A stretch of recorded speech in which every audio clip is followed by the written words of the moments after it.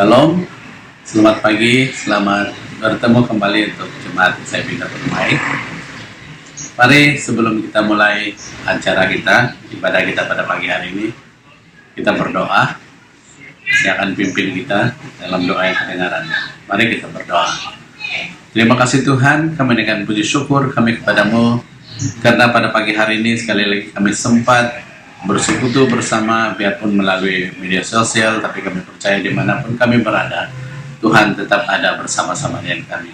Mari Tuhan Engkau sertai kami dari awal, pertengahan hingga selesai, semua yang mengambil bahagian pada hari ini, dan juga jemaat Tuhan yang terlibat bersama dalam pendengaran firman Tuhan, supaya kami semua diberkati di dalam nama Tuhan Yesus Kristus. Terima kasih Bapa, inilah doa ucapan syukur kami, yang kami panjatkan hanya dalam nama Yesus Kristus, Tuhan dan Juru Selamat kami sudah berdoa. Amin. Seterusnya, kita melafazkan bersama pengakuan iman rasuli kita, bersama-sama dengan saya. Mari kita ungkapkan bersama.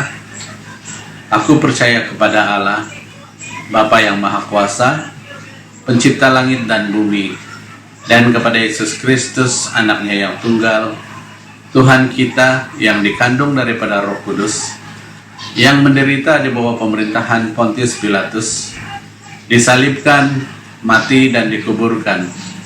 Dia turun ke dalam kerajaan maut. Pada hari yang ketiga, bangkit pula dari antara orang mati. Dia naik ke surga, duduk di sebelah kanan Allah, Bapa yang Maha Kuasa, dan akan datang dari sana untuk menghakimi orang yang hidup dan yang mati. Aku percaya kepada Roh Kudus, gereja yang kudus dan am, persekutuan orang kudus, pengampunan dosa, kebangkitan tubuh, dan hidup yang kekal. Amin. Kita terus kepada pengumuman sidang. Kita melihat dan kita doakan ibadah yang akan datang. Pada hari Jumat akan datang 8 hari bulan Mei, jam 8:30 malam. Persekutuan kita akan dikendalikan oleh Deacon John, manakala ibadah Ahad akan dilayani oleh Pastor Dr. Tony jam 9 pagi. Dan untuk jemaat yang mau mengikuti ibadah secara online daripada SIB Pusat, minggu yang akan datang 10 hari bulan ini, kita akan dilayani oleh Reverend Agung Sakai pada jam 2 petang. Sila ambil maklum, untuk yang mau melayari ataupun mau melihat ibadah secara online, boleh melihat link ataupun pautan yang ada disediakan di dalam grup masing-masing. Dan untuk persembahan, memandangkan kita tidak dapat berkumpul di gereja, untuk jemaat yang mau memberi ataupun menyumbang secara online ataupun interbank transfer, kita boleh melakukan demikian melalui akun Hong Leong Bank. Kita ada akun semasa nomor 259 00 00 4606, itu akun semasa, ataupun ke dalam akun pembangunan 317 500 16068. Oke, untuk keterangan lanjut kita boleh merujuk di dalam grup Gereja SIB Dapur Mai ataupun buletin sidang yang disediakan. Dan untuk yang tidak dapat melakukan transfer online, kita boleh juga mengasingkan keuangan kita kumpulkan sehingga PKP ditarik kembali, nanti baru kita akan kembalikan ataupun kita masukkan ke dalam kantong kolektor yang akan diadakan di gereja. Saya rasa itu saja. Sekian, terima kasih. Selamat beribadah. Saudara-saudara kekasih Tuhan Yesus, jangan sia-siakan hidup ini. Masih ada kesempatan kita untuk menjadi berkat.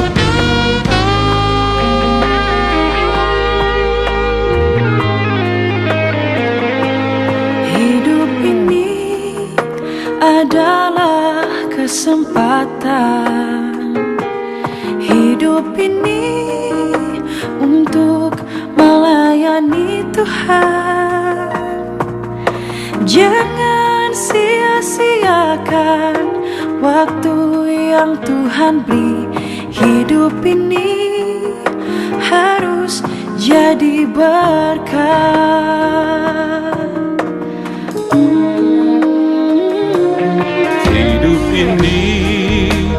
adalah kesempatan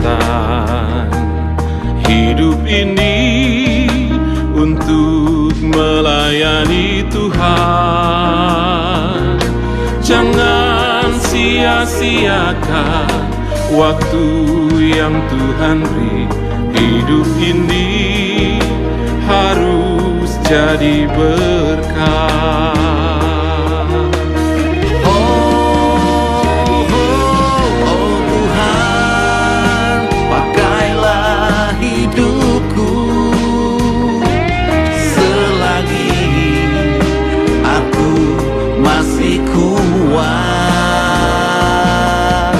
Bila saatnya nanti ku tak berdaya lagi, hidup ini sudah jadi berkah.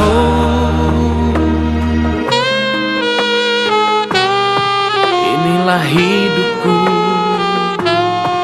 hanya bagimu Tuhan, selama hidupku Tuhan.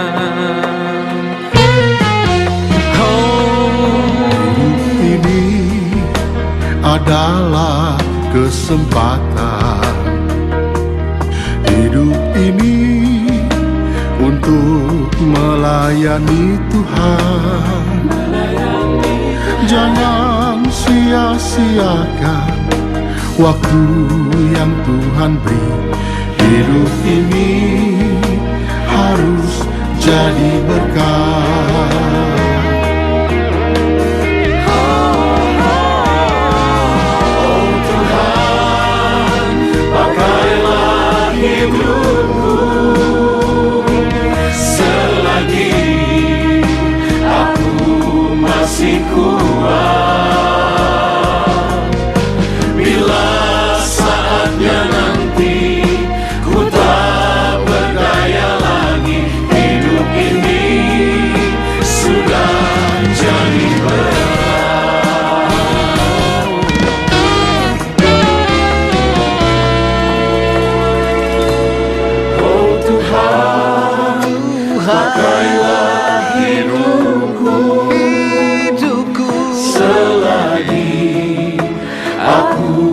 Masih kuasa,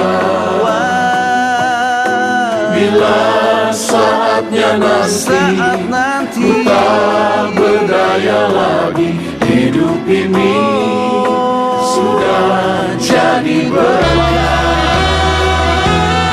Oh Tuhan, pakailah hidupku selagi aku masih kuat. Bila saatnya nanti ku tak berdaya lagi, hidup ini sudah jadi berkah. Hidup ini sudah jadi berkah. Hidup ini sudah jadi berkah.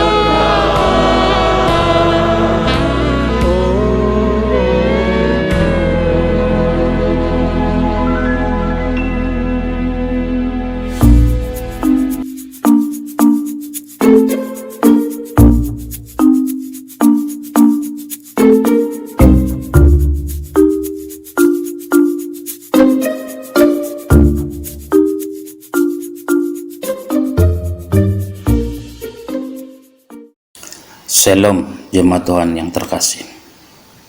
Semoga kita semua sehat, tenang dan aman dalam perlindungan Allah, kasih Kristus dan penyertaan Roh Kudus. Selamat Hari Pekerja bagi semua penjawat awam, swasta, dan yang bekerja sendiri. Walaupun kini kebanyakan kita bekerja di rumah, dan ada juga yang masih bekerja di tempat kerja masing-masing. Para pastor dan pelayan penuh masa yang lain. Yang pastinya semua kita ini yang sudah percaya Tuhan adalah anggota tubuh Kristus dan pekerja penuh masa dalam Tuhan Yesus. Amin. Kerinduan kita yang amat mendalam adalah pertemuan ibadah bersama-sama di gereja, tempat di mana kita dapat bertemu, beribadah, memuji dan menyembah Tuhan bersama-sama. Sudah 7 pertemuan ibadah, termasuk ibadah Paskah, kita hanya beribadah bersama keluarga di rumah dan menikmati firman Tuhan melalui audio. Merenungkan hal ini sedikit sebanyak mengingatkan kita tentang masa, kesempatan, dan peluang yang diberikan Tuhan kepada kita selama ini. Bapak, Ibu, dan saudara-saudara yang dikasihi Tuhan, pada kesempatan kali ini saya ingin membawa kita belajar dan merenungkan firman Tuhan yang dipetik daripada Injil Lukas bab 13 ayat 6 hingga 9. Injil Lukas bab 13 ayat 6 hingga 9. Saya akan membacakan teks ini dalam versi Alkitab Berita Baik. Saudara boleh ikuti pembacaan ini dalam Alkitab masing-masing. Lukas bab 13 ayat 6 hingga 9. Kemudian Yesus menceritakan perumpamaan ini kepada mereka. Dia berkata, seorang mempunyai pokok ara di kebun anggurnya. Pada suatu hari, dia mencari buah ara pada pokok itu, tapi tidak menjumpai apa-apa. Oleh itu dia berkata kepada pekebunnya, lihatlah, selama 3 tahun aku datang mencari buah ara pada pokok ini, tetapi tidak mendapat sebiji pun. Tebanglah saja, karena pokok ini hanya menghabiskan kesuburan tanah. Tetapi pekebun itu menjawab, Tuan, biarkanlah pokok ini tumbuh selama 1 tahun lagi. Saya akan mencangkul tanah di sekelilingnya dan menaruh baja. Jika pokok ini berbuah pada tahun depan, baiklah. Jika tidak, Tuhan boleh menyuruh orang menebangnya. Mari kita berdoa. Tuhan, Bapa kami yang di surga, kami bersyukur Tuhan karena kesempatan pagi ini kami dapat beribadah bersama, walaupun dalam ibadah bersama keluarga dan bukan dalam pertemuan ibadah seperti kebiasaan beribadah di gereja bersama-sama dengan jemaat Tuhan. Tuhan, kami bersyukur karena kesempatan yang sangat baik ini dapat kami gunakan untuk beribadah bersama dalam keluarga, memuji dan memuliakan Engkau, serta mendengarkan firman Tuhan, belajar firman Tuhan, merenung firman Tuhan pagi hari ini Tuhan. Tuhan, beri kami suatu pemikiran yang tajam untuk kami dapat memahami firman Tuhan yang akan kami belajar pagi hari ini. Biar Roh Kudus-Mu Tuhan berbicara dalam hati kami, memberi penerangan dalam hati kami, supaya kami dapat memahami firman-Mu Tuhan Yesus Kristus. Juga Tuhan, beri kami hati yang rendah, supaya kami senang diajar oleh firman-Mu, senang menerima firman-Mu Tuhan, supaya firman yang bakal kami belajar ini akan tersimpan dalam hati kami, bahkan kami dapat melakukannya sesuai dengan apa yang Kau kehendaki kami lakukan dalam kehidupan kami, Tuhan Yesus Kristus. Tuhan, semua jemaat Tuhan yang sedang dan akan mendengar firman ini, beri mereka hati yang tenang, beri mereka pemikiran yang fokus akan firman ini, supaya mereka dapat sesuatu kekuatan baru, sesuatu semangat baru untuk terus hidup di dalam Engkau, bertumbuh dan berbuah, dan menjadi dewasa di dalam Engkau, Tuhan Yesus Kristus. Terpuji dan termulialah Engkau Tuhan. Semua ini kami sudah berdoa dan bersyukur Hanya di dalam nama Yesus Kristus, Tuhan kami sudah berdoa. Amin. Pada pagi ini, atau kesempatan ini, saya akan membuat sebuah tema, yaitu menghargai kesempatan atau peluang yang diberikan.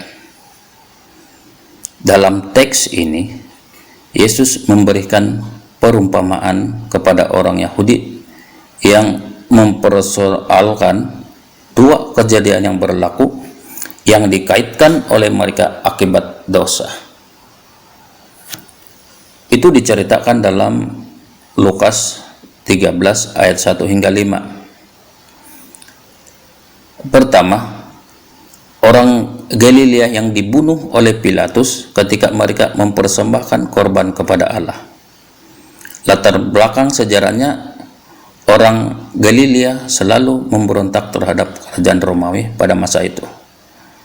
Wilayah Galilea pada masa itu di bawah pemerintahan Herodes, diberi kuasa otonomi oleh Kaisar Romawi. Walau bagaimanapun mereka juga adalah di bawah jajahan takluk kerajaan Romawi, di mana Pontius Pilatus sebagai penguasa Romawi yang berpangkalan di Yerusalem. Kedua, 18 orang terbunuh ditimpa menara di Siloam. Yesus menyoal balas mereka dengan, adakah dua kejadian berbeda itu dapat membuktikan bahwa mangsa-mangsa yang terlibat lebih berdosa berbanding dengan mereka yang lain yang berada di Galilea dan Yerusalem?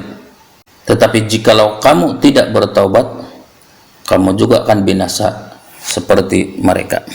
Saudara, mereka lebih selesa mempersoalkan hal-hal yang berlaku di sekeliling mereka, tetapi lupa merefleksi situasi mereka sendiri.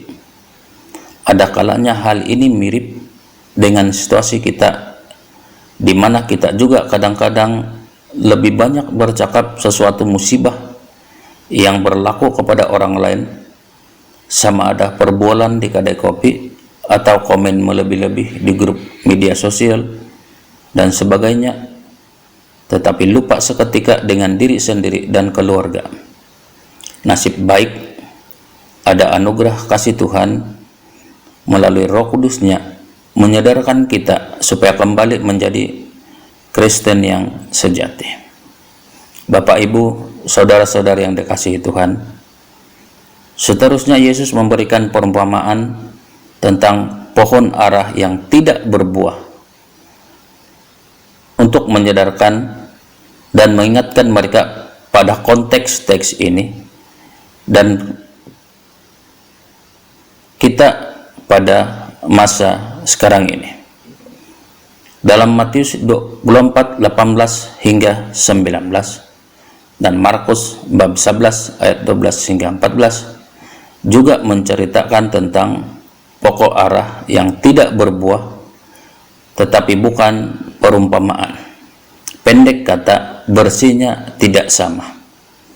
Dalam kesempatan kali ini, saya membawa kita belajar dua klausa dalam teks ini.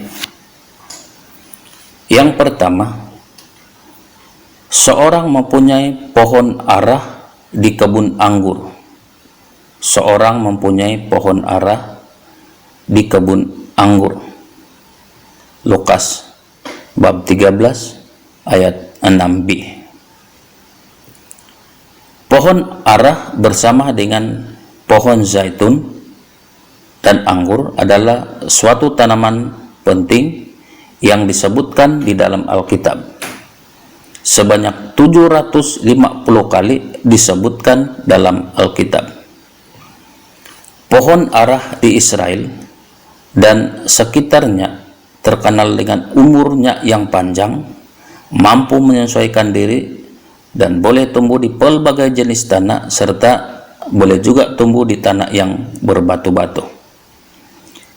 Ia dikenali juga sebagai pohon berkat, tempat berlindung daripada panas terik matahari, dan tempat berkumpul, bernyanyi, dan berdoa.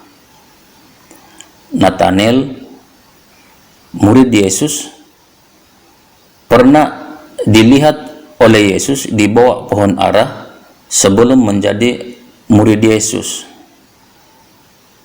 Yohanes bab 1 ayat 50.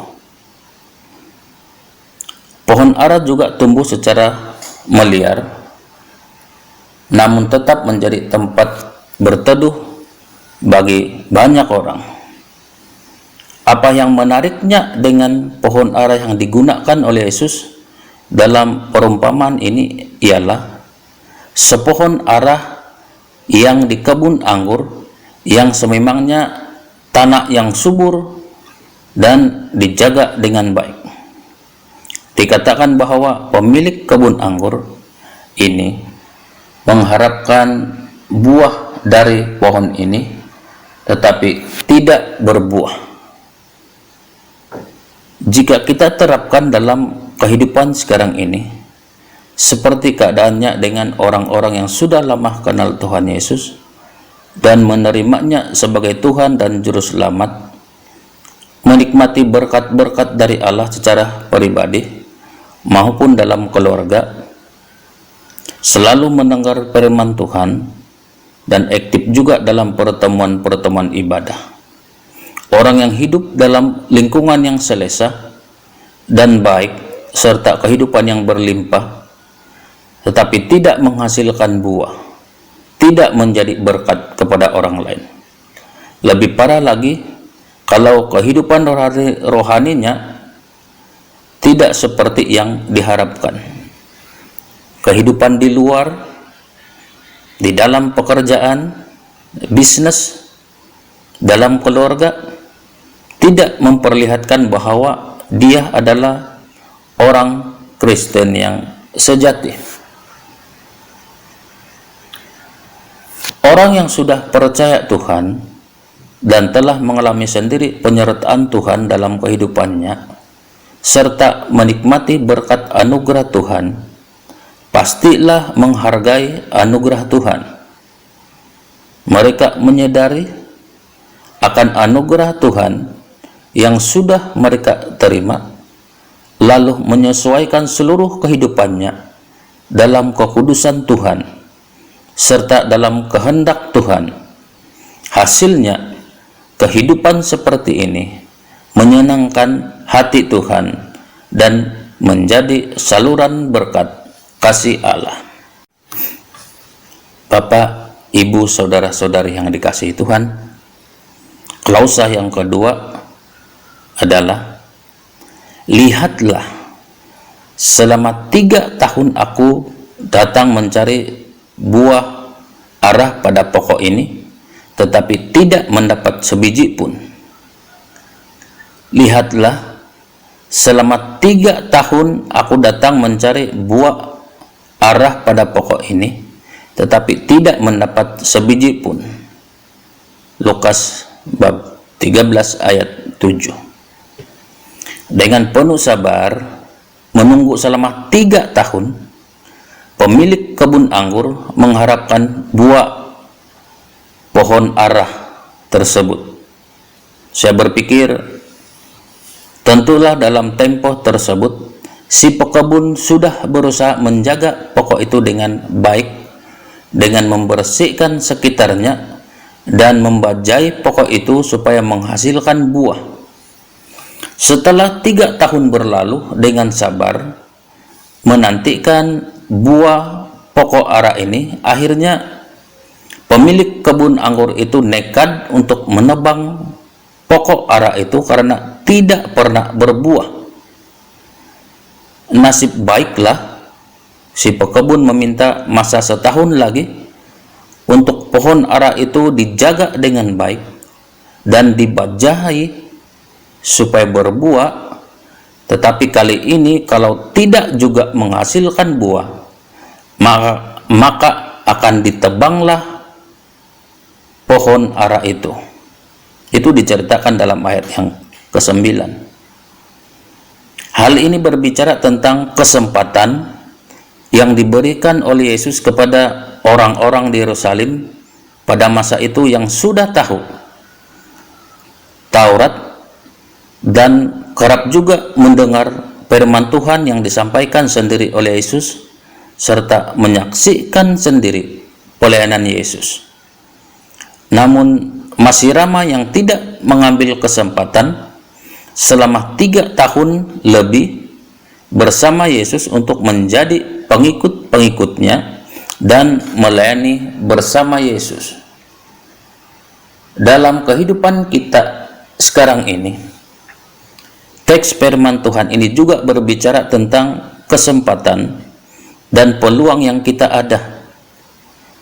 Adakah kita sudah menghargai dan menggunakan kesempatan yang diberikan sebaik mungkin, atau sebaliknya? Dalam Mazmur 103 ayat 15 hingga 16, adapun manusia hari-harinya seperti rumput, seperti bunga di padang, demikianlah ia berbunga. Apabila angin melintasinya, maka tidak ada lagi ia, dan tempatnya tidak mengenalnya lagi. Saudara, hidup kita ini hanya singkat dan sementara. Esok, lusa, dan hari-hari di hadapan kita tidak diketahui bagaimana. Kita hanya mampu merancang dan menjangka, tetapi yang membuatkan usaha kita hari ini dan masa depan berhasil hanya Tuhan Yesus Kristus. Oleh itu, pergunakanlah kesempatan yang diberikan oleh Allah melakukan kehendak-Nya dan melayani Dia seumur hidup kita dengan sungguh-sungguh tanpa kenal putus asa. Ada lirik lagu rohani yang mengatakan, kegagalan hidup itu adalah kemenangan yang tertunda, maka jangan mudah putus asa. Dalam Efesus 5 ayat 16, saya akan bacakan dalam versi Alkitab Berita Baik. Efesus 5 ayat 16. Setiap kali kamu berpeluang melakukan apa yang baik, gunakanlah peluang itu, karena masa ini masa yang jahat. Mari kita semua jemaat Tuhan menghargai kesempatan yang diberikan kepada kita dengan melakukan yang terbaik dalam kehidupan rohani kita, dalam keluarga kita, dalam sektor pekerjaan kita, dan sesama kita. Pergunakanlah masa sekarang ini bersama keluarga, anak-anak dengan sebaik mungkin. Jika selama ini hubungan Anda dengan anak-anak, ibu bapak, dan suami istri, adik-beradik, dan ahli keluarga yang lain kurang baik karena ada perselisihan, inilah masa dan kesempatan dalam tempo PKP, stay at home, memulai kembali hubungan yang baik dan memberkati dan memulihkan kembali hubungan itu. Masa ini akan segera berlalu. Jangan sampai terlambat. Jika selama ini kita sibuk dengan pekerjaan dan hal-hal yang lain yang membuatkan kita tidak peta berada di rumah, marilah kita gunakan banyak masa berada di rumah sekarang dengan membaca dan merenungkan firman Tuhan, membaca buku-buku rohani, bagi mengayakkan lagi pengetahuan kita serta mendewasakan kita secara rohani. Di samping itu, boleh juga kita membaca buku-buku ilmiah yang boleh didapati di perpustakaan online untuk kita mendalami bidang kerja masing-masing. Yang paling penting sekali, pelihara hubungan kekeluargaan yang sedia ada, yang terjalin dengan meneruskan ibadah bersama keluarga dan memulai ibadah bersama keluarga bagi mereka yang selama ini tidak berkesempatan melakukannya karena kekangan masa dan jarang bersama keluarga akibat sibuk bekerja. Benalah mezbah doa bersama anak-anak dan keluarga. Pergunakanlah kesempatan ini dengan melakukan perkara-perkara yang bermanfaat. Amin. Jemaat Tuhan yang dikasihi, sebelum kita mengakhiri ibadah kita pada pagi hari ini, mari kita ungkapkan doa Bapa kami bersama-sama. Bapa kami yang di sorga, dikuduskanlah namamu, datanglah kerajaanmu, jadilah kehendak-Mu di bumi seperti di surga. Berikanlah kami pada hari ini makanan kami yang secukupnya, dan ampunilah kami akan kesalahan kami, seperti kami juga mengampuni orang yang bersalah kepada kami. Dan janganlah membawa kami ke dalam pencobaan, tetapi lepaskanlah kami daripada yang jahat. Karena Engkaulah yang mempunyai kerajaan dan kuasa dan kemuliaan sampai selama-lamanya. Amin. Tuhan memberkati.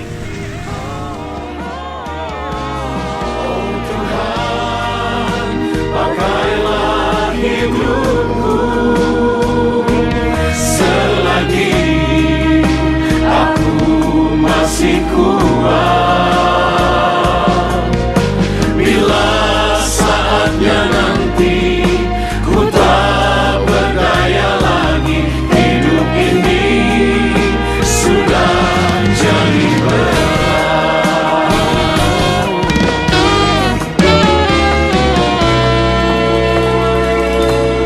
Oh Tuhan, pakailah hidupku selagi aku masih kuat.